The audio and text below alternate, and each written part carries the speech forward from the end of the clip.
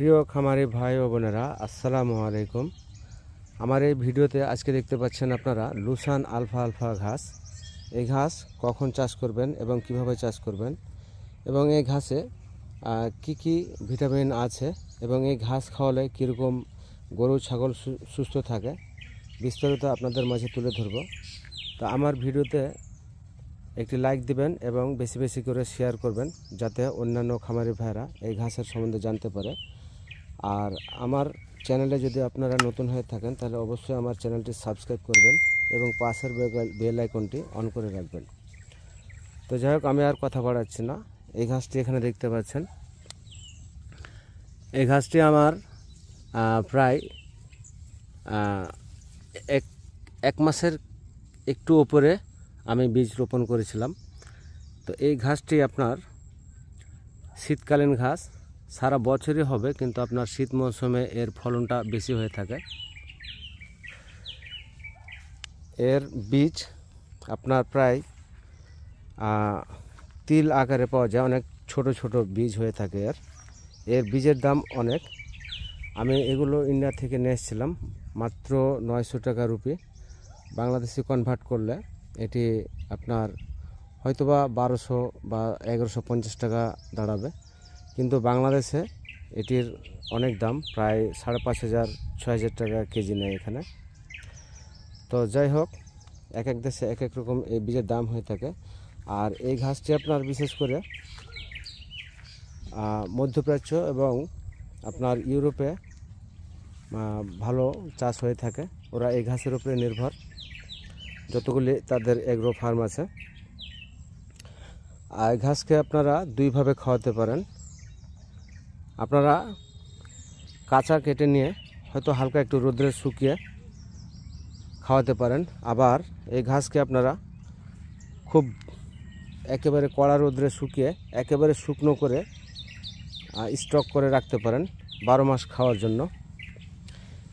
এই ঘাস অন্যান্য ঘাসের তুলনায় প্রায় 3 থেকে 4 গুণ প্রোটিন থাকে। এই ঘাস খাওয়ালে আপনার গরু ছাগলকে অন্যান্য দানা খাবারের প্রয়োজন হয় না। এই ঘাস খাওয়ালে আপনার গাভীর অনেক দুধ হবে, ছাগলেরও দুধ হবে এবং গরু ছাগল সুস্থ থাকবে।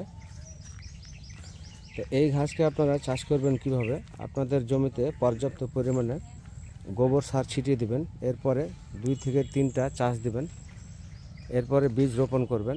আপনার এটি হচ্ছে আপনার যদি জমিতে পর্যাপ্ত পরিমাণে রস থাকে তাহলে পানি দেওয়ার প্রয়োজন নাই, দেখবেন 15 দিনের মধ্যে আপনার বীজ গজিয়ে গেছে। আর যদি পানি না থাকে, একেবারে শুকনো জমিতে যদি আপনি বীজ রোপণ করেন তাহলে সুন্দরভাবে একটা পানি সেচ দিয়ে দিবেন। ইনশাল্লাহ 15 দিন পরে দেখবেন আপনার অনেকগুলি বীজ গজিয়ে গেছে। এই ঘাস আপনি যখন কাটবেন তখন খেয়াল রাখবেন প্রায় 2 থেকে 3 ইঞ্চি রেখে কেটে দিবেন, তাহলে আপনার ঘাসটা আবার হবে। এটি আপনার লিগুম জাতীয় ঘাস, ডাল জাতীয় ঘাস। আমি দেখাচ্ছি, আমি প্রায় 5 দিন আগে এই ঘাস কেটেছি, 5 দিন পরে আবার ঘাসটি আপনার গজিয়েছে। আমি দেখাচ্ছি আমার এই জমিতে। এখানে দেখেন, আমি 5 দিন আগে কেটেছি এই ঘাসগুলো, আবার নতুনভাবে গজিয়ে গেছে ঘাসগুলো। আলহামদুলিল্লাহ অনেক সুন্দরভাবে গজিয়েছে। তবে একটা জিনিস খেয়াল রাখবেন, এই ঘাস কিন্তু খুব পানির প্রয়োজন হয়। এই ঘাসে পর্যাপ্ত পরিমাণে আপনি প্রথমে জৈব সার দিয়ে দিবেন। মাঝে মধ্যে আপনারা যদি সার প্রয়োগ করতে চান তাহলে ডিএপি দিবেন আর হালকা কিছু ইউরিয়া। যদি ঘাসে কোনো ব্যাধি লাগে তাহলে আপনারা ফাঙ্গিসাইড ব্যবহার করবেন, আর অন্য কিছু ব্যবহার করা লাগবে না, তাহলে যথেষ্ট। এখানে দেখতে পাচ্ছেন এই ঘাসগুলো আমার 5 দিন আগে কাটা, আবার নতুনভাবে হয়ে গেছে। তো ভিউয়ার্স, আমি আর কথা বাড়াতে চাচ্ছি না। তো আমার এই ভিডিওটি যদি ভালো লেগে থাকে তাহলে আমার ভিডিওতে অবশ্যই একটি লাইক দিবেন এবং কমেন্ট করে জানাবেন আমার এই ঘাসগুলো চাষ করা সঠিক হয়েছে কিনা। এখানে দেখতে পাচ্ছেন অনেক বড় বড় হয়ে গেছে ঘাসগুলো, আমার পড়ে আছে, এই জন্য হয়তো বোঝা যাচ্ছে না। প্রায় 1.5-2 ফুট হয়ে গেছে উচ্চতা। আমি এখন এই ঘাসগুলিকে আবার কাটবো প্রায় 2 ইঞ্চি 3 ইঞ্চি রেখে দিয়ে। আপনারা যদি এই ঘাসকে খুব ভালোভাবে দাঁড় করাতে পারেন, মানে খুব সুন্দরভাবে খাড়া থাকে, তাহলে এই ঘাস থেকে আপনারা বিচি সংগ্রহ করতে পারবেন। এই ঘাসে যখন ফুল আসবে তখন এই ঘাসকে আপনারা বিচিতে রূপান্তরিত করতে পারবেন।